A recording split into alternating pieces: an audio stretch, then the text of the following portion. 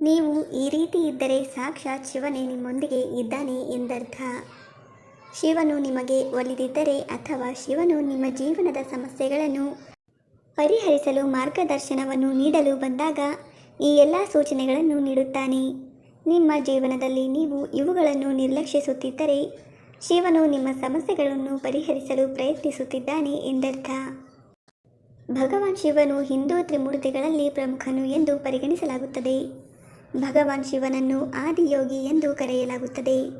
ಭಗವಾನ್ ಶಿವನು ದಯೆ, ರಕ್ಷಣೆ ಮತ್ತು ಔದಾರ್ಯವನ್ನು ಸಂಕೇತಿಸುತ್ತಾನೆ. ಭೋಲೆನಾಥ ಎಂದು ಕರೆಯಲ್ಪಡುವ ಶಿವನನ್ನು ಹಿಂದೂ ಧರ್ಮದಲ್ಲಿ ಅತ್ಯಂತ ದಯೆ ಮತ್ತು ನಿಸ್ವಾರ್ಥ ದೇವರೆಂದು ಪೂಜಿಸಲಾಗುತ್ತದೆ. ಶಿವನು ಸೃಷ್ಟಿಕರ್ತ ಮತ್ತು ವಿಧ್ವಂಸಕ ಮತ್ತು ಸಮಯದೊಂದಿಗೆ ಸಂಪರ್ಕ ಹೊಂದಿದ್ದಾನೆ.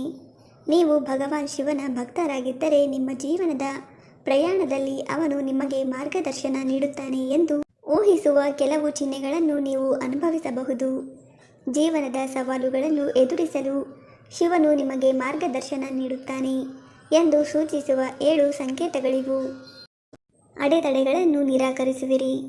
ಜೀವನವನ್ನು ಬದಲಾಯಿಸುವ ಘಟನೆಗಳು ಅಥವಾ ಅಡೆತಡೆಗಳನ್ನು ಸ್ವೀಕರಿಸಲು ನಿರಾಕರಿಸುವುದು ಶಿವನು ನಿಮ್ಮನ್ನು ಜ್ಞಾನೋದಯ ಮತ್ತು ಆಧ್ಯಾತ್ಮಿಕ ಬೆಳವಣಿಗೆಗೆ ಕರೆದೊಯ್ಯಲು ವ್ಯವಸ್ಥೆಗೊಳಿಸಿರಬಹುದು ಎಂಬುದರ ಸಂಕೇತವಾಗಿದೆ.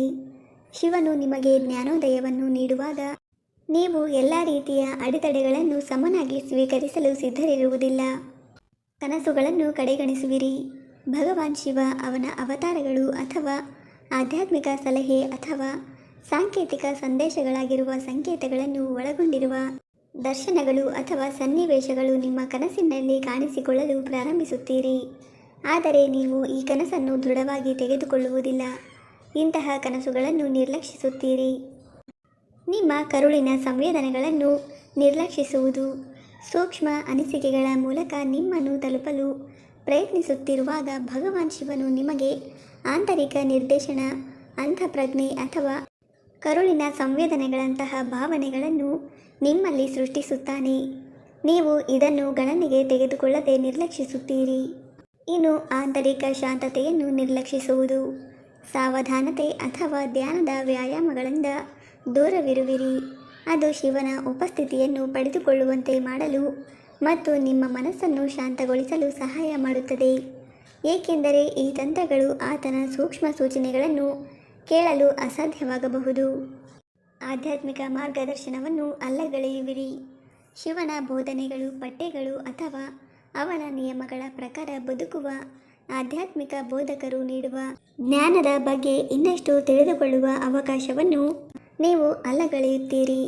ಇಂತಹ ವಿಚಾರಗಳ ಕುರಿತು ಯಾವುದೇ ಆಸಕ್ತಿಯನ್ನು ನೀವು ತೋರುವುದಿಲ್ಲ.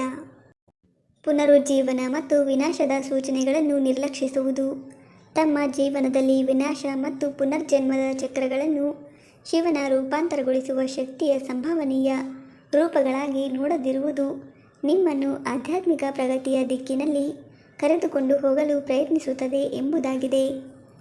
ದಯೆ ಗುಣವನ್ನು ನಿರ್ಲಕ್ಷಿಸುವುದು ಉದಾರತೆ, ದಯೆ ಮತ್ತು ಸಹಾನುಭೂತಿಯಂತಹ ಶಿವನೊಂದಿಗೆ ಸಂಬಂಧಿಸಿರುವ ಗುಣಲಕ್ಷಣಗಳನ್ನು ಪ್ರದರ್ಶಿಸುವ ಬದಲಾವಣೆಗಳನ್ನು ನಿರ್ಲಕ್ಷಿಸುವುದು. ಅವುಗಳು ಆಗಾಗ್ಗೆ ಶಿವನ ಉಪಸ್ಥಿತಿ ಮತ್ತು ಬೋಧನೆಗಳನ್ನು ವ್ಯಕ್ತಪಡಿಸುವ ಮಾರ್ಗಗಳಾಗಿವೆ. ನಿಮಗೆ ಈ ರೀತಿ ಎಲ್ಲ ಆಗುತ್ತಿದ್ದರೆ ಶಿವನೇ ನಿಮ್ಮೊಂದಿಗಿದ್ದಾನೆ ಎಂದರ್ಥ. ಸ್ನೇಹಿತರೆ, ವಿಡಿಯೋ ಇಷ್ಟ ಆಗಿದ್ದರೆ ದಯವಿಟ್ಟು ವಿಡಿಯೋವನ್ನು ಲೈಕ್ ಮಾಡಿ. ಹಾಗೆ ನಮ್ಮ ಚಾನಲ್ಗೆ ಸಬ್ಸ್ಕ್ರೈಬ್ ಆಗೋದನ್ನು ಮರಿಬೇಡಿ. ಧನ್ಯವಾದಗಳು.